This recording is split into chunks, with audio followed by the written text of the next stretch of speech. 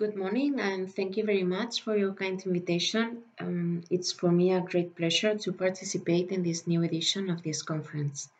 And today I would like to show you which are the genetic studies we can provide for a comprehensive molecular study of gliomas.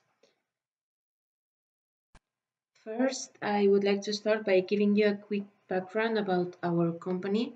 Health Code Group, as we are known today, was born in 2020 from the alliance of three Spanish biotech companies that have been for 20 years focused on genetic diagnosis: Imagen, Health Code, and Genicet.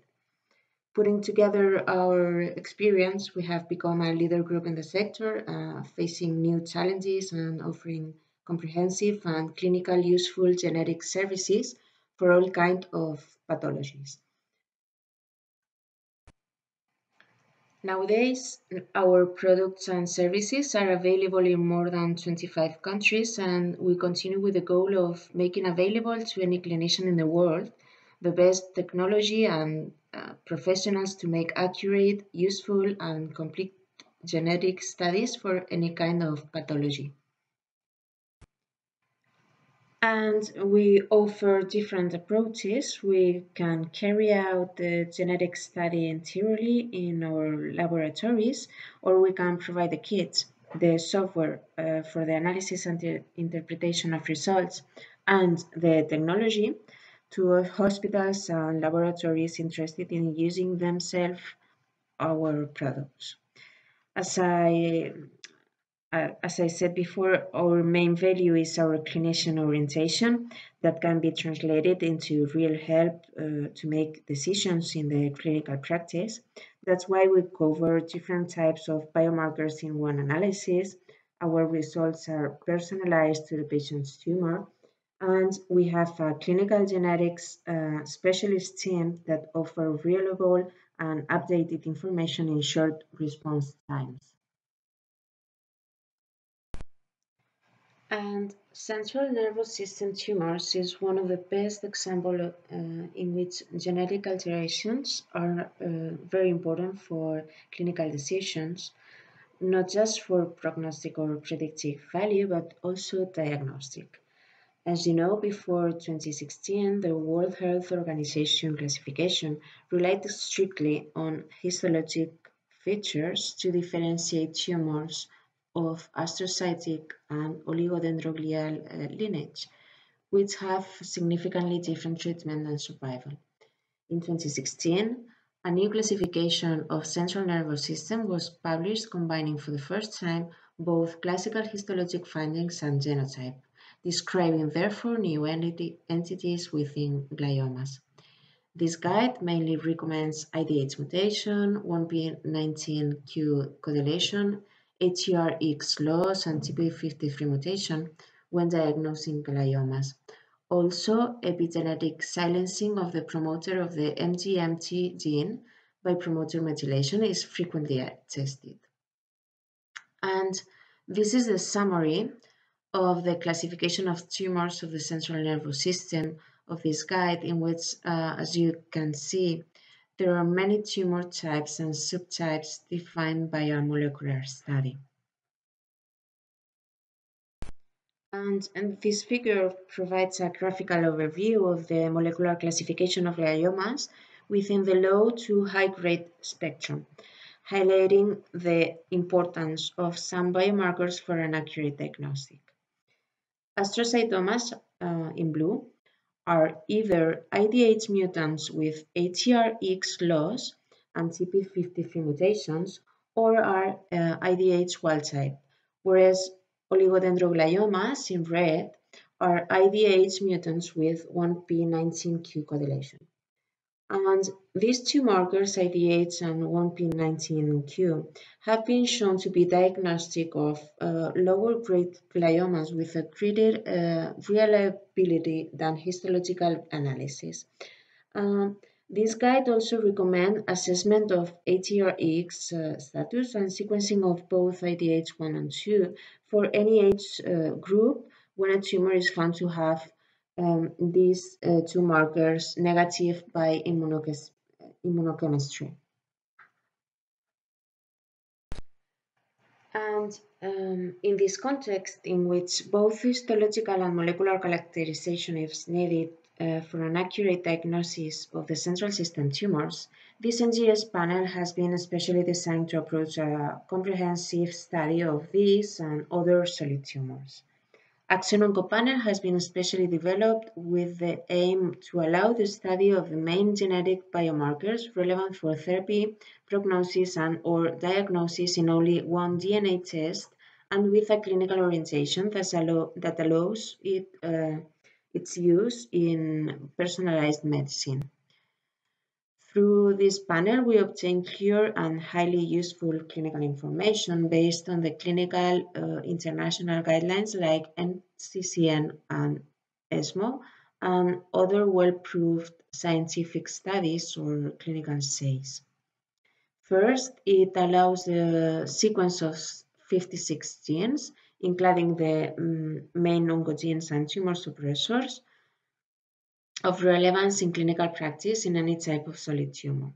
We sequence the coding region of these 56 genes as well as some promoter regions of interest, allowing us to identify not only the most described hotspot variants but also any rare point mutation in these genes. Secondly, we can detect fusion genes and rearrangements related to targeted therapies of 11 genes with any other partner in the genome. And the analysis of CNVs based on the development of a custom bioinformatic pipeline allows the detection of copy number variants through the genome, from gains and losses of chromosomes or complete chromosomal arms to specific genes and even exons. And it also includes a microsatellite instability analysis with analysis of 110 markers. And finally, an analysis of pharmacogenetics by detection of SNPs strongly associated with toxicity or efficacy or of treatments used in oncology. Here we can see the complete action oncopanel. As I said before, the biomarkers included in this design are those that have FDA or EMA approved therapies or clinical trials in late phases, or if they have sufficiently proved prognostic, diagnosis, or therapeutic value. And here you can see highlighted those biomarkers important in glioma, such as ATRX, BRFA, EGFR, DH1 and 2, third promoter, TP53, histones, BRAF, PTEN, and the correlation of 1p19q, among others. Now, I would like to explain a little bit in more detail the clinical utility of the main biomarkers in glioma.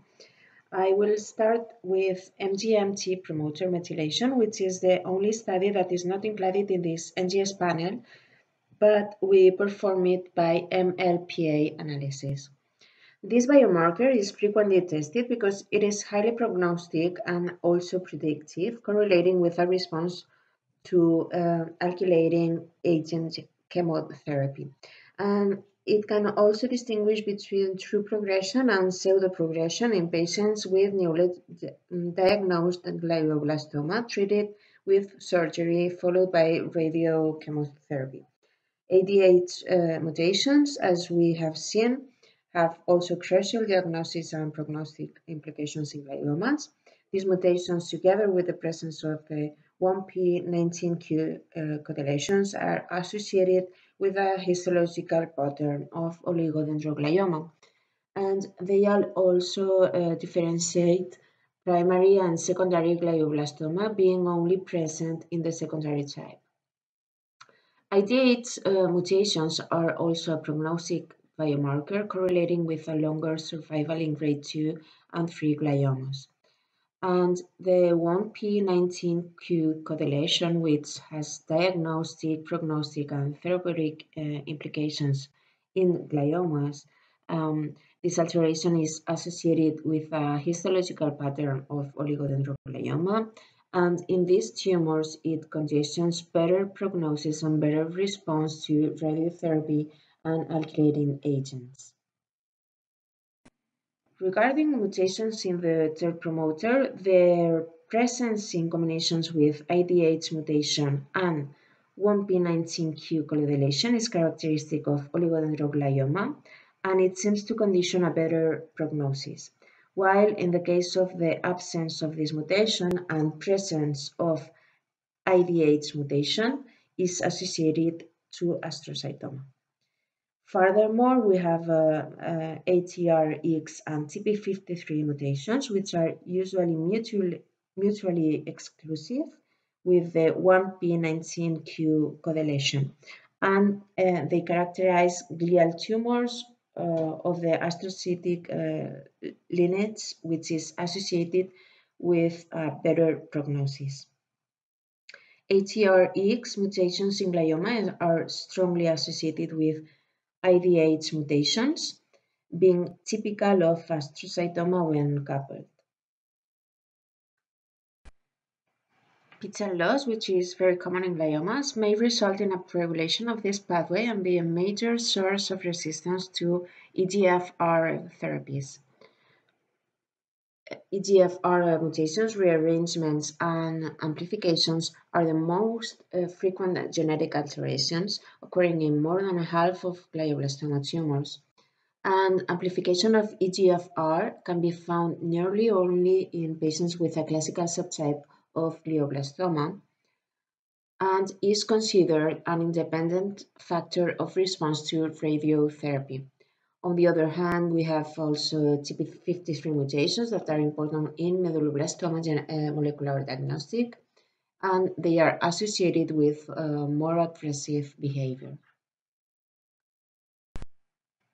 Regarding BRAF, activating mutations are mostly detected in this type of astrocytomas, and retrospective studies have shown that BRAF V600E may be associated with increased risk of progression of pediatric low-grade gliomas.